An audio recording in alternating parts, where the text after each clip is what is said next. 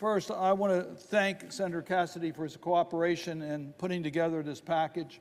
It's a package that are bills that were favorably considered by the committee. They're non-controversial. I want to thank also Senator Kelly for his help in putting together this package. And let me just, if I might, talk about two of the issues that we just passed.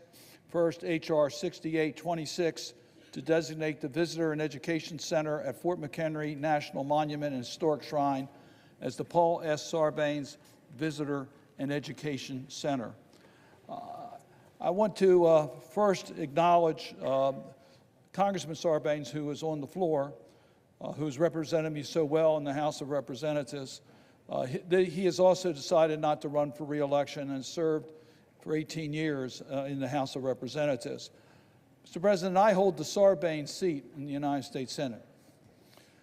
Paul Sarbanes was a dear friend. He was a senator's senator. He was deeply respected by all members of this body. I think it's particularly appropriate that he is honored with the naming of the Fort McHenry National Monument and Historic Shrine Visitor Center and Education Center. The late Paul Sarbanes was a tireless advocate to preserve Fort McHenry in Baltimore, Maryland. Senator Sarbanes worked to honor the site and elevate the history of the War of 1812 and the national consciousness throughout his career. I got to know Senator Sarbanes when we were both elected at the same time to the Maryland House of Delegates many years ago. He would go on to serve in the House of Representatives on the Judiciary Committee, which he was given the responsibility of the first article of impeachment against President Nixon during the Watergate scandal. Later, while serving in the Senate in the aftermath of the 2002 Enron scandal, Senator Sarbanes worked in a bipartisan manner to pass the Sarbanes-Oxley legislation. Then President George W. Bush called the Sarbanes-Oxley bill the most far-reaching reforms of the American business practices since the time of Franklin Delano Roosevelt. He had a long and distinguished career of public service to the nation and throughout. He never forgot his Baltimore roots. He saw Fort McHenry as a national treasure in the city and a site worth celebrating. This legislation acknowledges his long-term advocacy for the preservation of the site and the improvement of the visitor's experience by designating the Visitor and Education Center the Paul S. Sarbanes Visitor and Education Center. It's a fitting tribute to name the Visitor Center at Fort McHenry National Monument and Historic Shrine after a true American hero, Paul S. Sarbanes. Mr. President, I also would like to call my colleagues' attention to H.R. 1727, the Chesapeake and Ohio Canal National Historic Park Commission Extension Act, which we just approved. I'm proud to have worked together with Representative Trone and Senators Capito, Van Hollen, Manchin, Warner, and Kane on this legislation. The C&O Canal National Historic Park is 184.5 miles long and covers 20,000 acres winding north and west along the Potomac River from the heart of Washington, D.C. to Cumberland, Maryland. The park includes a canal and contiguous towpath that provides runners, cyclists, and backpackers access to hundreds of historic structures that tell a story of this critical economic artery. The Advisory Commission was established in 1971. It has been reauthorized at nominal cost by Congress every 10 years for the past 3 decades with overwhelming bipartisan support. There's no better wealth of knowledge of the unique issues of the C&O Canal and its resources facing them than the Chesapeake and Ohio Canal National Historic Park Advisory Commission. Government works better when policymakers listen to the people who know them best, and this commission ensures that all surrounding communities have a voice in shaping their future. I'm proud to work together with our neighboring delegations to keep this commission running strong. So, Mr. President, once again, I want to thank my colleagues for their cooperation in getting this done. And I particularly want to acknowledge, as I did earlier, Representative John Sarbanes. He has worked his entire career on good governance. There's no stronger need in our society than an advocate for good governance in our community, and he has done a great job in the House of Representatives. He's also known for his work on the Chesapeake Bay as the leader of No Child Left Inside, getting young people to understand the importance of the Chesapeake Bay so we have advocates for the future. I congratulate John Sarbanes for his incredible record in the House of Representatives and wish him the best. And I thank you, Mr. President, for the courtesies that were just extended. I yield the floor. Mr. President, I rise to support H.R. 5843, which is part of this package, the Atchafalaya National Heritage Area Boundary Modification Act. And I'm going to take just a moment to talk about the Atchafalaya. Le grand dérangement, my French is awful, but stay with me. When the British kicked the Acadians out of Canada and they migrated down to Louisiana and along the Gulf Coast, the Atchafalaya Basin was where many of them settled, and their culture spread out from there. And if you think of our culture with the etouffee, the jambalaya, the crawfish, it all began in the Atchafalaya Basin and built out from there.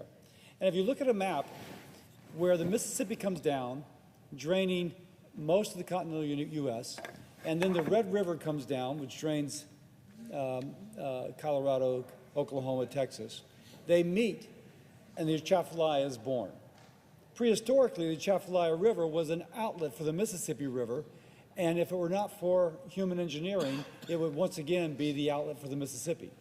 It's 1.4 million acres of swamps and wetlands and rivers, the largest wetlands in the United States. And I say this because this culture, this Acadian culture, one of the most unique, if not the most unique in our country, began here. In our boundary modification, we extend the footprint of this, acknowledging that the Cajuns that came from Canada, finding refuge in the United States, putting a unique imprint on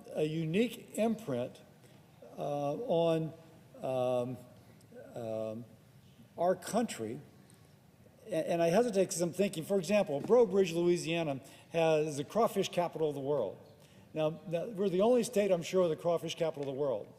But to show where that goes, yesterday I'm at a truck stop in Arkansas. And I stop, and they're selling crispy, crunchy chicken. And the crispy, crunchy chicken, I can get a side. And it's jambalaya, it's red beans and rice, and it's something else. So I said, this is Louisiana Day. And the guy laughed, he goes, it sure is. And so that food that began when those Acadians settled there has spread out. What this does is it expands that footprint. It allows more of a celebration of that culture, a preservation of the sportsman's paradise, and along the way, create a lot of jobs. It's got support across Louisiana, including from the original 14 parishes within the national heritage area. So I thank my colleagues for getting this across the line. I'm just very pleased about it, and I look for the Atchafalaya National Heritage Area educating even more Americans as to the wonders of my state. With that, I yield.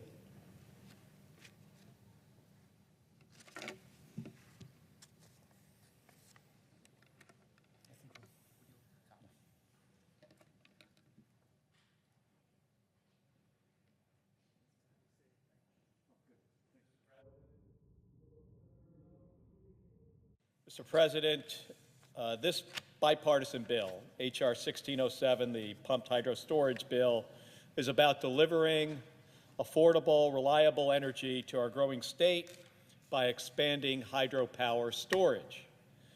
The way it does that is pretty simple. It clarifies the Bureau of Reclamation's jurisdiction with respect to the future development of pump storage along the Salt River in Arizona. And it expands an existing withdrawal south of the river from 1 to 2 miles, allowing the Salt River project to explore developing sites identified in a 2014 Bureau of Reclamation study. This could ultimately bring upwards of 2,000 megawatts of energy storage capacity to the state of Arizona, providing clean energy and improving grid reliability as the demand for energy grows in the coming years. Representatives Schweikert and Stanton introduced this bill in the House, and it passed the chamber last year by a vote of 384 to 1. I appreciate the work of my colleagues on the Energy and Natural Resources Committee to ensure that our bill received a hearing and a markup. I yield the floor.